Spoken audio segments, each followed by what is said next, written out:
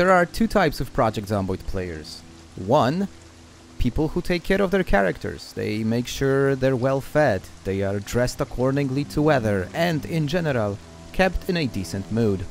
And then there's the other group. People who would charge into combat regardless of the situation and their characters' moods and feelings. And since my community voted for the next episode to be about Moodles in Project Zomboid, this is exactly what we're going to discover today.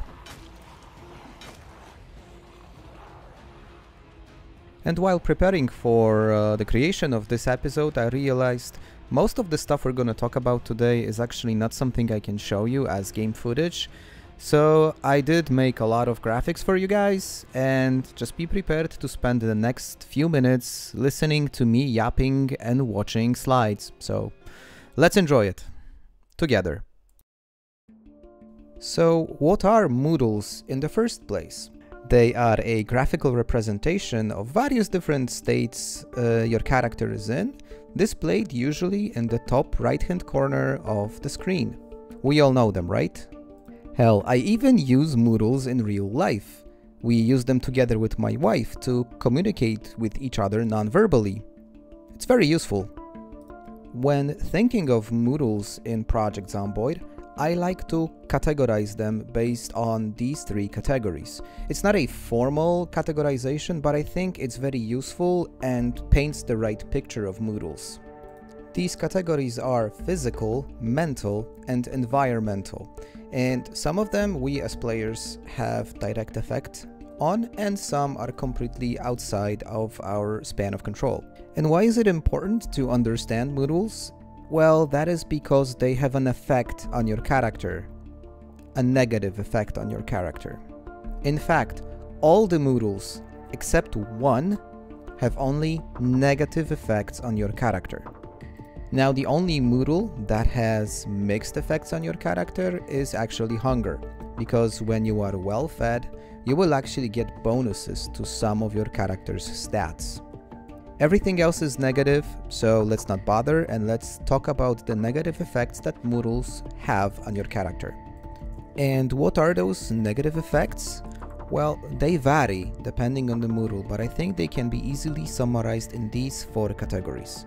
Performance penalties, things like reduced physical damage dealt with melee weapons, slower attack rates, reduced speed of movement or reduced carrying capacity. Mental and emotional effects, things like increased time needed for timed actions, reduced damage, lower skill effectiveness. Physical debuffs such as a gradual health loss or a reduced healing rate. And finally, environmental hazards, things like an increased risk of fall and injury or sickness or exhaustion. And I think what's important to understand is that Moodles are actually a whole network of things. You see, one Moodle will impact another one. They will have interchangeable effects. So if you do not keep these things under control, you will stack plenty of different negative effects, plenty of debuffs against your character, making them far less effective in anything you want to do. And obviously Moodles are not black and white. Their impact is actually depicted in stages, and we can know that by simply looking at the color of the Moodle that we see on our screen. And here on the example of boredom, we can see that there are 4 stages, and most of the Moodles have 4 stages, and every single stage has a higher, in this case, negative impact on your character. And what I like about this is that this actually perfectly displays the network characteristic of Moodles, because boredom itself is not dangerous. Boredom will increase your unhappiness. Unhappiness, on the other hand, unhappiness will reduce the speed at which your character performs timed actions. So boredom itself, not a problem. The impact it does on happiness, that could be a potential problem. Or let's take another example. Your character is wearing a lot of armor and it's middle of summer. This will cause your character to incur both an overheating penalty and a discomfort penalty. Now, overheating would translate into an increased rate at which your character tires out during combat, while your discomfort will stack against your happiness. Oftentimes, you also get the pain debuff on top, especially when you're fighting a lot with melee weapons, and all of that combined adds up to a massive disadvantage in combat. And in effect, what used to take you 1 or 2 swings of your crowbar takes you 6, 7, sometimes even more, making you far more vulnerable long term. And in case you are wondering, yes, I did die there, so great example. So let's talk about something that I like to call a triangle of death. Something that we Project Zomboid players oftentimes run our characters into. Sometimes on purpose, and most of the time things just go that way. And that is the combination of having a negative endurance impact, being overloaded, and being tired. Now these 3 things combined, they will absolutely wreck your character. So you don't want to put yourself in these positions. No, this is bad. This is a great example of a Moodle combination that's absolutely deadly. So Gertrix, how to avoid these situations? How to keep your character in an evergreen state? Well, the answer is you will not avoid these situations, but you can minimize your risks. And obviously there is no recipe for that. You just need to apply common sense. Be aware of the time, be aware of weather, be aware of your character's state.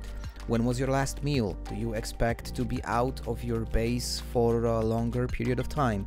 All these things need to be taken into consideration, and this will help you keep your Moodles under control. Now, if you end up in a tricky situation, I think the only advice I can give is don't panic, and always keep in mind what's gonna happen next. If you're fighting a group of zombies like I did in the previous clip, with the Moodles that I had, that was a bad idea. I should have just bailed from that situation. And before we close today's video, one more thing that I think is worth mentioning.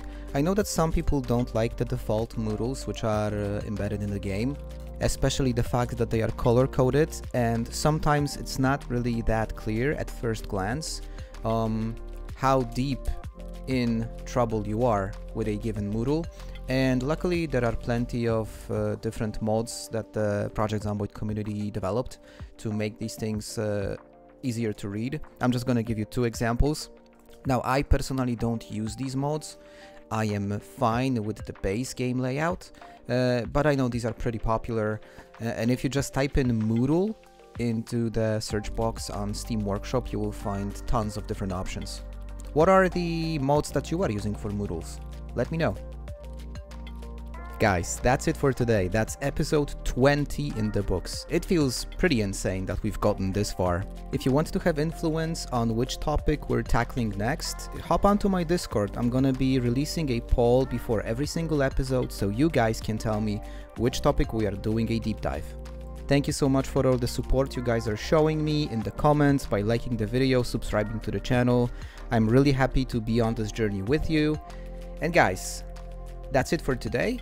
As always, I'm Gertrix. Cheers!